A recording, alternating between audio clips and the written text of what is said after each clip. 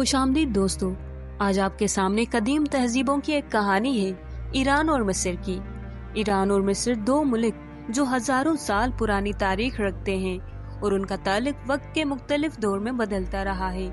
1930 की दहाई में जब ईरान में रजा शाह पहलवी की बादशाहियत थी और मिस्र में शाह फारूक तख्त नशीन थे, तब दोनों ममालिक के दरमियान सफारती ताल्लुकात की बुनियाद रखी गई।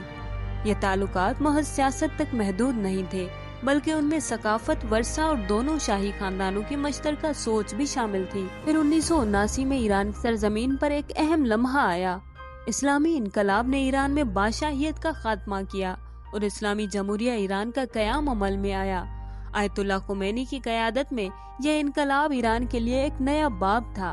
उस इनकलाब ने ईरान की खारजा पॉलिसी को भी मुकम्मल तौर पर बदल दिया और मिस्र, जो मगरिब के करीब होता जा रहा था, ईरान से दूर होता चला गया।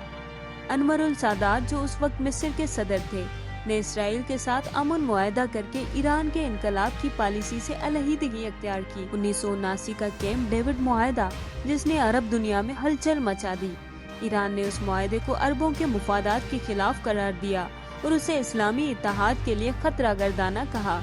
ईरान और मिस्र के दरमियान इख्तलाफात मजीद गहरे हो गए और ये मामला महज सियासी नहीं बल्कि नजरियाती भी बन गया।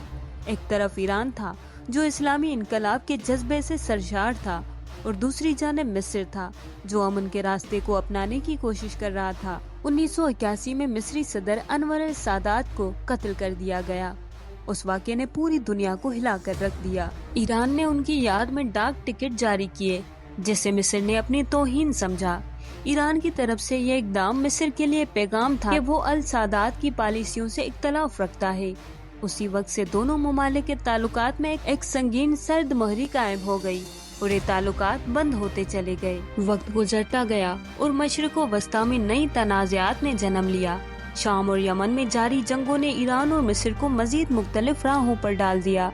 शाम में ईरान की मौजूदगी और मिस्र की मुखालिफ पोजीशन ने दोनों ममालिक के बीच दरार को और गहरा कर दिया। यमन में भी ईरान ने हौथी बागियों की हिमायत की, जबकि मिस्र सऊदी इत्तेहाद के साथ खड़ा रहा।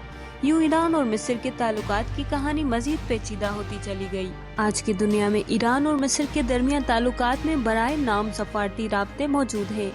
आलमी फोरम्स पर दोनों ममालिक कभी कभार मुज़ाकरात की मेज पर आते हैं, लेकिन ताल्लुकात में बहाली के लिए एतमाद का फुकदान एक बड़ी रुकावट है। किसी एक मुल्क के लिए पहल करना अब भी एक मुश्किल कदम है।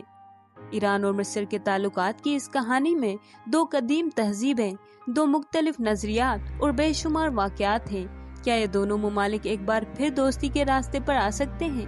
क्या माजी की सर्द महरी को भुलाकर मुस्तकबिल के ख्वाबों की तबीर की जा सकती है? ये सवालात अब भी जवाब की राह को तलाश कर रहे हैं और उनका जवाब वक्त के साथ ही मिलेगा।